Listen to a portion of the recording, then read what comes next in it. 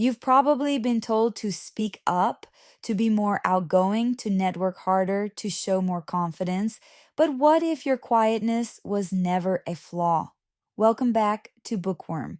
Today we're exploring Quiet by Susan Cain, a book that challenges one of the strongest cultural biases in modern society, the belief that louder is better. From classrooms to workplaces, we reward the most visible voices. We praise charisma, fast responses, and bold presence. But this book asks a different question. What if depth beats volume? If you've ever felt drained after social interaction, if you've ever needed time alone to recharge, if you've ever mistaken your quietness for weakness, this conversation is for you. Susan Cain breaks down the psychology and biology behind introversion. She explains how overstimulation affects the nervous system. She shows how quiet thinkers often process information more deeply. This isn't about hiding. It's about understanding your wiring. Stay until the end, because by the time we're done, you may stop apologizing for your silence and start seeing it as strength. If you resonate with these kinds of psychological reframes, like this video, subscribe to Bookworm and tell me in the comments, do you recharge alone or with people? Let's begin.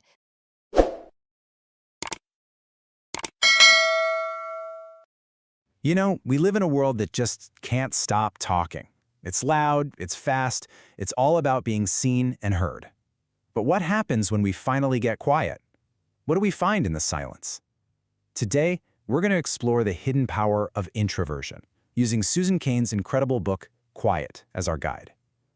We're going to uncover why some of the world's most effective people are the ones who listen more than they speak, and how our culture, a culture built on noise, might be overlooking its greatest strengths.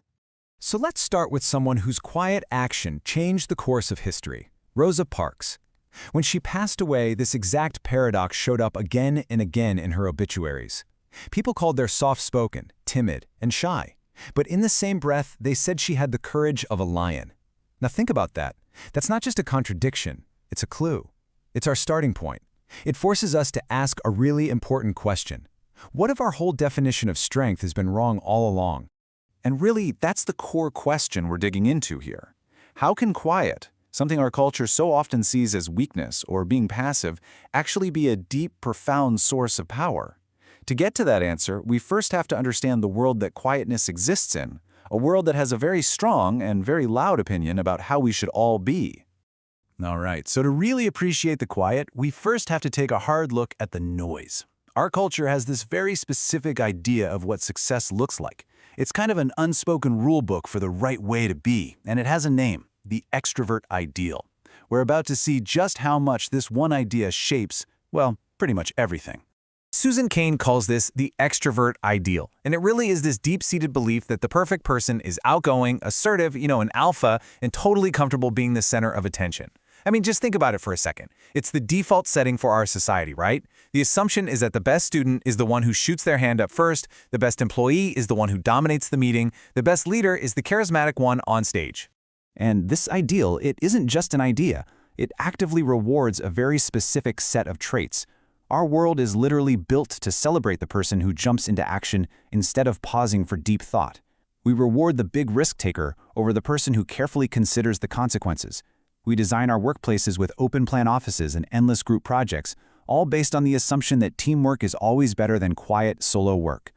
We prize the person who makes snap decisions and is always comfortable putting himself out there. But here's the problem. Here's the fundamental conflict. While our culture is pushing this one personality type relentlessly, the reality is that at least 1 out of every 3 people you know is an introvert. Just let that sink in for a moment. In your office, in your friend group, in your own family, a huge chunk of the population doesn't naturally fit the mold we're all being pressured into. This isn't some tiny minority. We're talking about millions and millions of people who are spending their precious energy every single day pretending to be someone they're not. And that performance, it comes at a real cost. So, this pressure to act like an extrovert is a huge deal, especially because, let's be honest, most of us completely misunderstand what introversion even is. It might be one of the most misused words in psychology.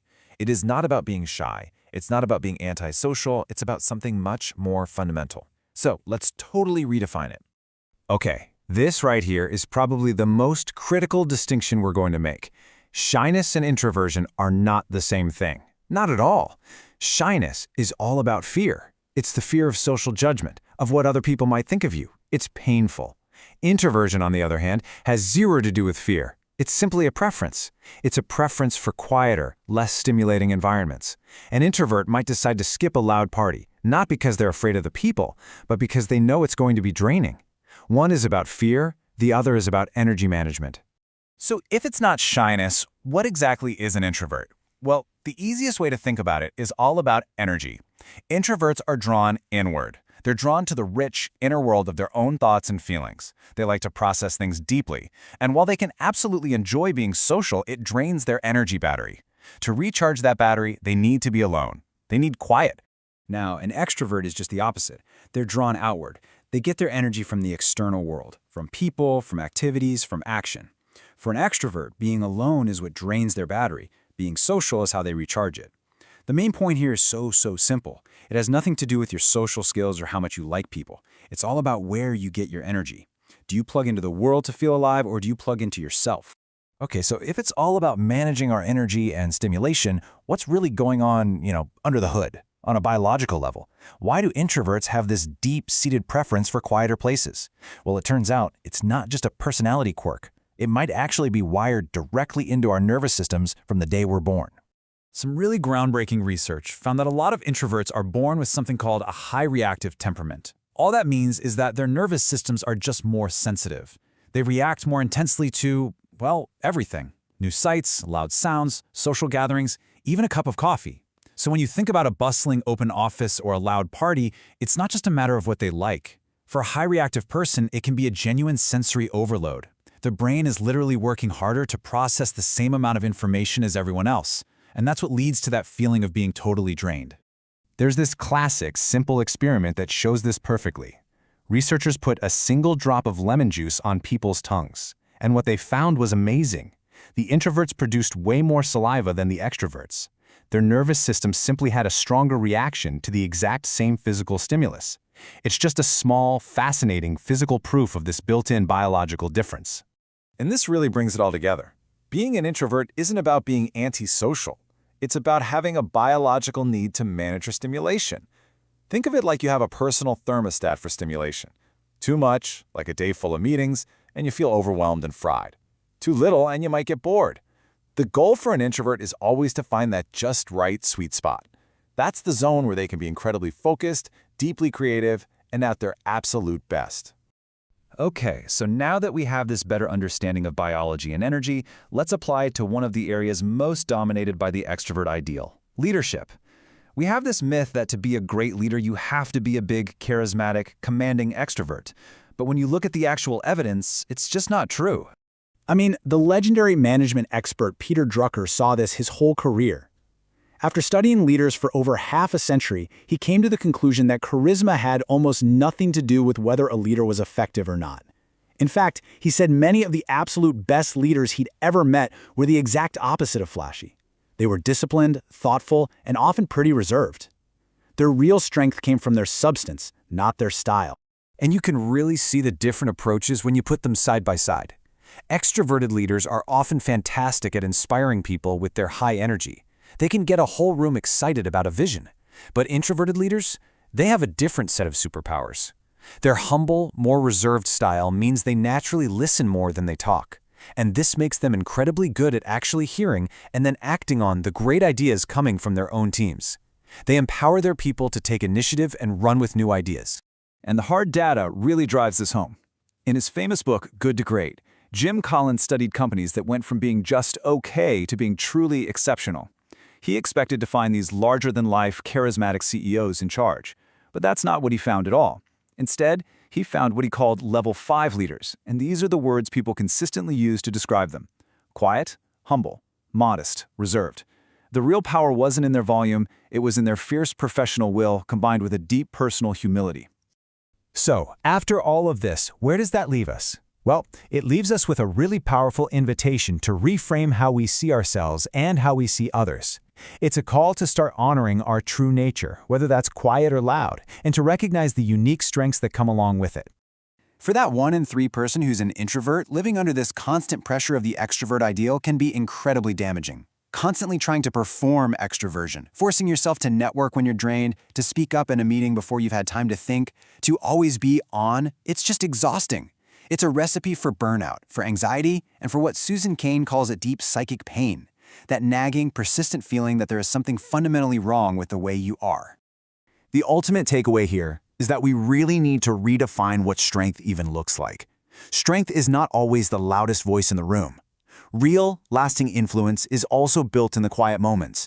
It's built through deep preparation and thinking, through careful listening, and through that powerful, unshakable conviction that comes from quiet reflection. That is the very heart of quiet strength. It's the power of substance over sizzle. Everything we've touched on today is explored in so much more depth in Susan Cain's game-changing book, Quiet.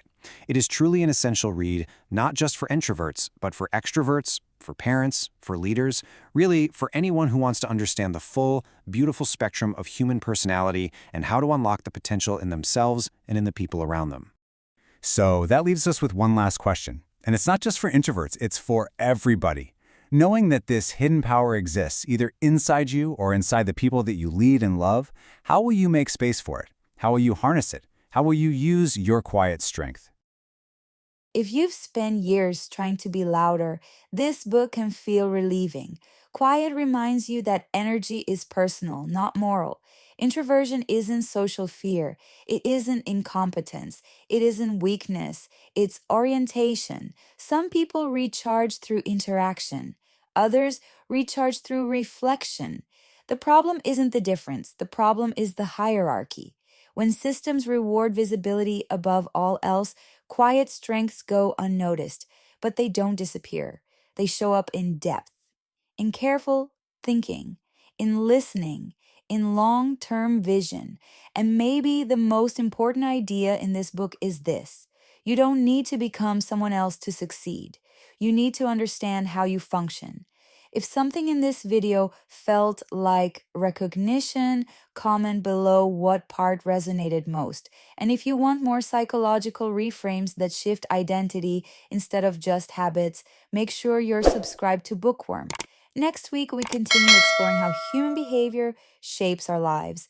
Until then, don't confuse quiet with weakness. Sometimes silence is power.